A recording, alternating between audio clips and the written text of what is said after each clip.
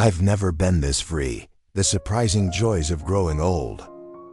Asterisk, they always talk about getting old like it's a tragedy. Like your best years are behind you and everything ahead is just a slow fading into the background. You hear it in birthday cards with too many candles, in jokes about memory loss, in commercials trying to sell you anti-aging creams like growing older is something to fight. For a long time I believed that too. I braced myself for the worst, for loneliness, for regret, for a body that couldn't keep up in a world that no longer needed me. But here I am, years later, and I can say something I never expected to say with this much honesty and this much joy. I've never been this free, not when I was 20 and desperate to be liked. Not when I was 30 and buried under expectations.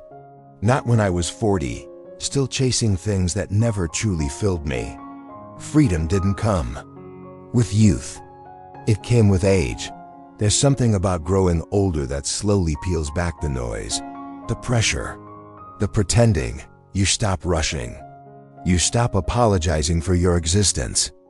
You stop needing your life to look like anyone else's. It's like stepping out of a costume you didn't even realize you were wearing.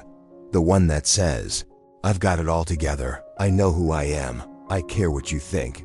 And when that falls away, what's left is someone truer, softer but stronger, quieter but more certain. I never thought I'd love this part of life. But I do, not because it's perfect. It isn't.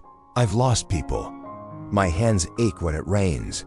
The world moves faster than I can always keep up with. But in the middle of all that, I've found something I didn't even know I was looking for: peace. A deep, soul-level peace. And so today, I want to tell you about the unexpected joys of growing old. The ones no one told me about. The ones that don't make the headlines but change everything. Because growing old, if you let, it doesn't have to feel like losing yourself. It can feel like finally coming home. I used to live my life like I was on stage, always aware of the audience. Always wondering how I was being seen, judged, measured. I wore the clothes I thought I should. Said the things I thought were acceptable. Even my smiles sometimes were curated, not because I felt joy, but because I wanted to look like I had it all together. And the weight of that? It was exhausting. It's heavy trying to be someone you're not, just to make other people comfortable. But somewhere along the path of growing older, something miraculous happened. The audience disappeared. Or maybe, more honestly, I just stopped performing for them. Now, I wear what feels good on my body, not what's trending. I speak when I have something to say, not just to fill the silence or be liked. I laugh loud. I cry when I need to. I don't shrink to make other people feel bigger. I don't over-explain my boundaries or my choices. And let me tell you, it is glorious. There's a kind of freedom that comes when you stop needing to be understood by everyone. When you realize someone else's opinion doesn't have to become your burden. And the people who love the real you, they'll still be there. In fact, you might find you love yourself more when you stop editing your spirit just to fit the room.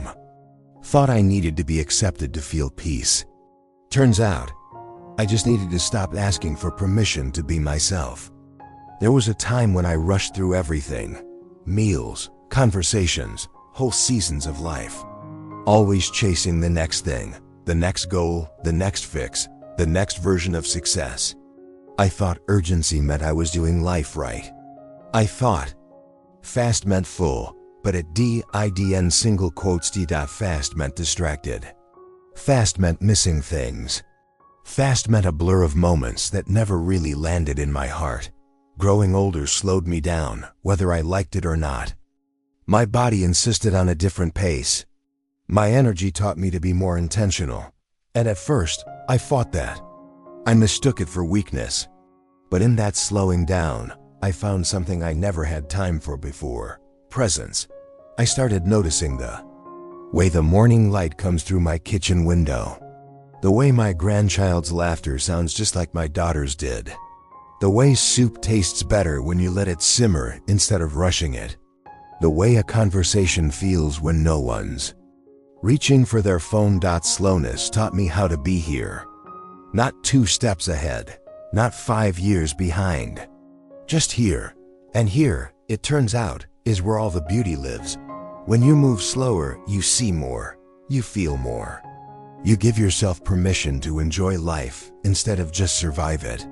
That's the gift no one talks about when they talk about getting older, the invitation to stop speeding toward some imagined future and finally sit in the richness of the now. I used to think love was supposed to be big, passionate, fireworks and grand gestures. I thought love had to be loud to be real, that the right person would sweep me off my feet, read my mind, and never let me down. And so I spent years chasing that kind of love, or grieving it when it didn't last, or wondering what was wrong with me when love didn't feel like the movie said it would.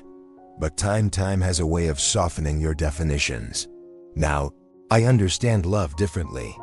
It's quieter than I imagined, gentler, more like a warm cup of tea than a bolt of lightning. Love is someone remembering how you take your coffee. Love is a friend checking in just because. Love is forgiveness, not because someone earned it, but because you decided peace was more important than pride. Love isn't always pretty. Sometimes it's boring. Sometimes it's patient and hard and silent. Sometimes love is choosing someone, even when you don't feel like it. Sometimes it's choosing yourself, especially when others don't. Growing old has taught me that love isn't about being completed by someone else. It's about being seen by someone who doesn't flinch at the sight of your whole self. And yes, I've lost love. I've buried it. I've watched it walk away. But I've also seen it return in surprising forms, in friendships, in memories, in moments when I was alone but didn't feel lonely. Because I finally learned to give myself the kind of love I was always begging others to offer. And once I did that, everything else changed. I spent a good chunk of my life trying to be the kind of person I thought I was supposed to be. The good student, the polite daughter, the competent professional, the patient spouse, the strong parent. I played the roles well most of the time. But underneath all of that was someone I barely knew. Someone I rarely asked about. Someone I was afraid wouldn't be enough if I ever let her be seen. And so I tried on different versions of myself, one for each season of life. Polished, pleasant, put together. I studied what others admired and tried to become it. But it was like wearing clothes that never quite fit. Always adjusting, always a little uncomfortable, always afraid someone would notice I didn't feel right in my own skin. Then slowly, as the years passed, I started shedding those layers. I let go of the costumes. I stopped pretending. It wasn't dramatic. There was no big announcement. Just a quiet shift, a decision not to apologize anymore for who I was.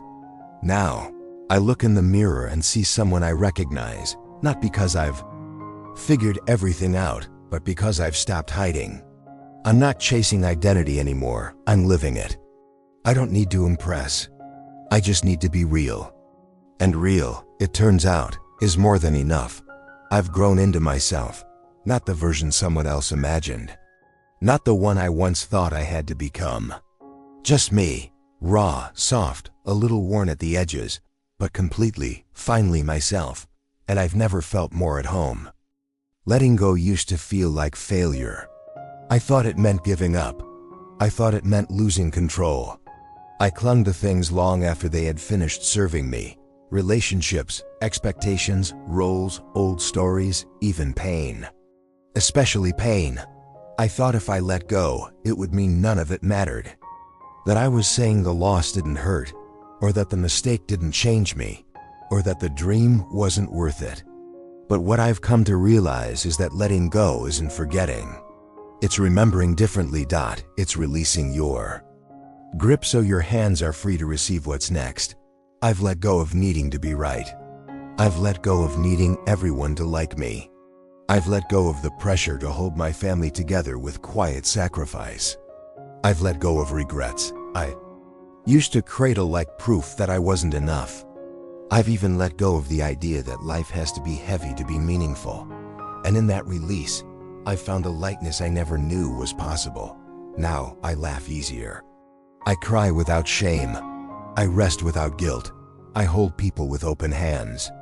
I let things come and go, knowing that what's meant for me will stay, and what's not will teach me something before it leaves.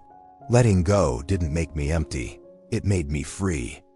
If you had asked me 20 years ago what getting older would feel like, I might have told you I was afraid. Afraid of fading, of slowing down, of being left behind. And yes, there are losses. There are aches. There are quiet evenings where the past whispers a little louder than I'd like. But what I never expected, what no one ever told me, is that growing old could feel like being set free. Free from expectations. Free from performance. Free from the endless striving that defined so many of my younger years. I've never been this free, not because life is perfect, but because I've finally stopped trying to make it so. I've stopped needing to prove, to chase, to fix everything before I can enjoy it. Now I simply live, slowly, deeply, softly, and in that softness, I found a kind of strength I didn't even know existed. Aging didn't take my joy, it gave me access to a quieter one. The kind that lives in the ordinary, the kind that stays even when things fall apart. The kind that doesn't ask for applause, only presence. So if you're young and afraid of getting old, I want you to know this. It's not the end of everything beautiful. It's the beginning of a new kind of beauty, one rooted in truth, tenderness, and peace. And if you're already here, already walking through these years like I am, welcome.